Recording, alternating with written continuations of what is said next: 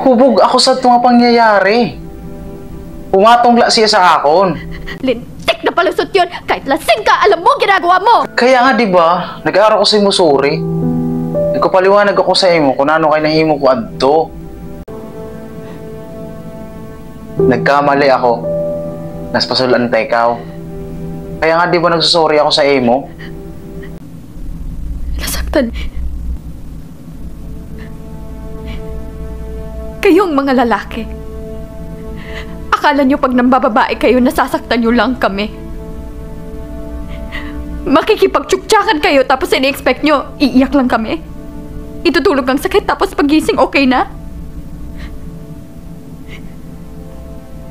Yun ang pangarap namin.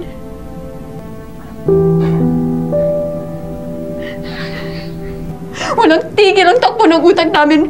Pinipilit sagutin ng maraming tanong. Bakit niya kaya nagawa yun? Am I not enough? May kulang ba sa akin? Pangit ba ako? Pangit ba ang katawan ko? Kapalit-palit ba ako?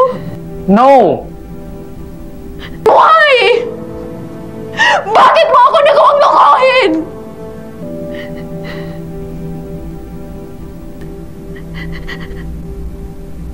Alam mo kung gaano kahirap para sa akin magtiwala.